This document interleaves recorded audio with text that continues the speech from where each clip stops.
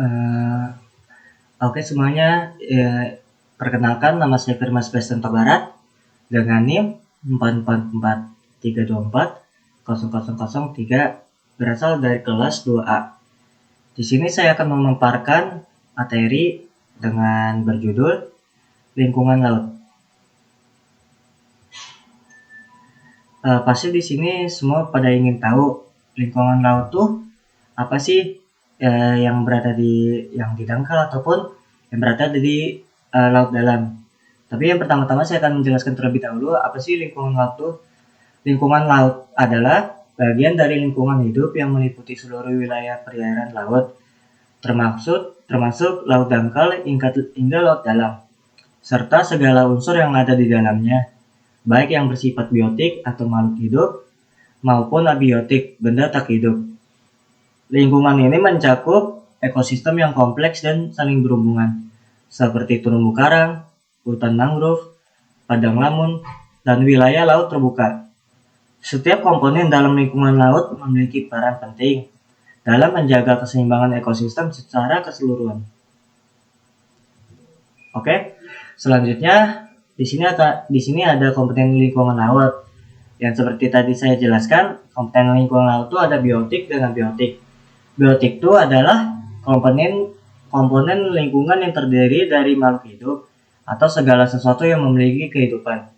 Sedangkan abiotik itu adalah komponen lingkungan yang terdiri dari benda-benda tak hidup, tetapi sangat berpengaruh terhadap kehidupan makhluk hidup di sekitarnya. Selanjutnya, di sini saya akan menjelaskan atau menampilkan contoh komponen biotik dan abiotik di laut tersebut. Yang pertama-tama komponen abiotik itu ada hewan laut yang contohnya ikan, lumba-lumba, paus, dan ubur-ubur. Lalu ada tumbuhan laut seperti alga, rumput laut, dan fitoplankton. Lalu ada mikroorganisme seperti bakteri laut, plankton. Lalu yang terakhir ada manusia yang sebagai bagian dari ekosistem laut saat melakukan aktivitas seperti menangkap ikan atau menyelam. Lalu yang kedua ada komponen abiotik di laut, yang contohnya seperti air laut, suhu air, kadar garam atau salinitas, tekanan air, cahaya matahari, pasir dan batuan dasar laut, dan yang terakhir arus dan gelombang. Oke, selanjutnya ada ekosistem laut. Ekosistem laut itu yaitu suatu sistem ekologi yang ada di lautan yang mencakup interaksi antara organisme dan lingkungannya di perairan laut. Nah, tapi ekosistem laut tuh ada berbagai contoh ataupun ada berbagai macam. Ya, yang pertama ada ekosistem terumbu karang, yaitu habitat laut tropis yang kaya keanekaragaman hayati, yaitu terumbu karang adalah rumah bagi ribuan spesies laut. Lalu yang kedua ada ekosistem mangrove, yaitu tumbuhan bakau di pesisir yang berperan penting dalam melindungi pantai dari abrasi dan menjadi tempat pembesaran ikan. Lalu yang ketiga ada ekosistem padang lamun atau seagrass, yaitu tumbuhan berbunga di laut dangkal yang menjadi tempat hidup biota laut seperti dugong dan penyu. Lalu yang terakhir ada ekosistem laut dalam, wilayah dengan tekanan tinggi, suhu rendah, dan sedikit cahaya, dihuni oleh organisme khusus seperti ikan lentera.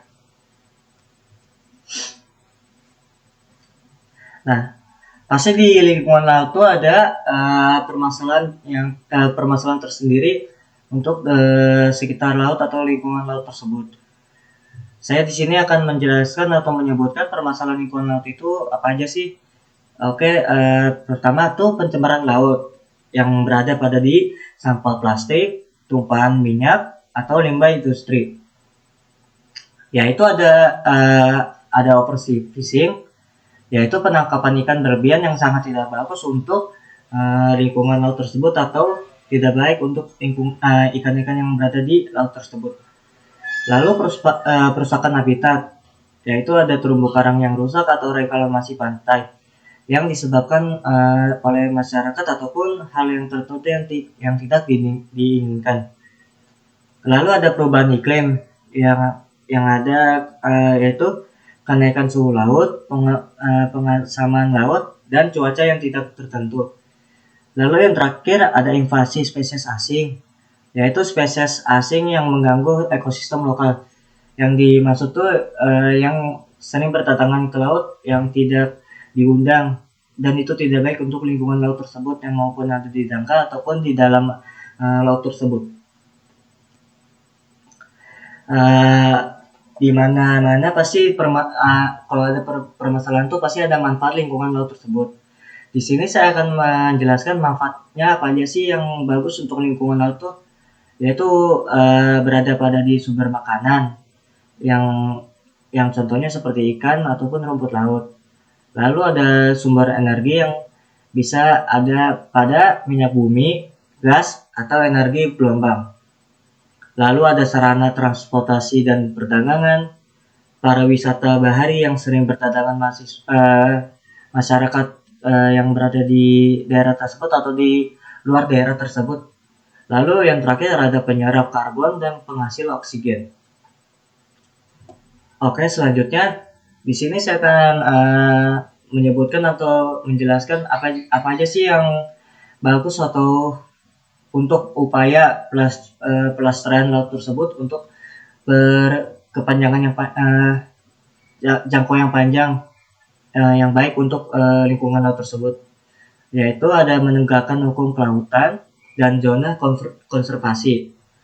Lalu ada mengurangi penggunaan plastik sekali pakai, yang itu sangat bagus karena mengurangi plastik yang berada di laut untuk menjaga hal yang tidak diinginkan atau beresiko bakal ada ancaman terbesar, yaitu yang sangat tidak bagus untuk lingkungan tersebut. Lalu penangkapan ikan berkelanjutan yang sangat tidak baik karena itu bakal mengurangi atau mengganggu lingkungan laut yang ada di dalamnya, yaitu ikan-ikan atau hal-hal lainnya. Lalu ada rehabilitas terumbu karang dan hutan mangrove. Lalu yang terakhir ada edukasi dan kampanye kesadaran lingkungan.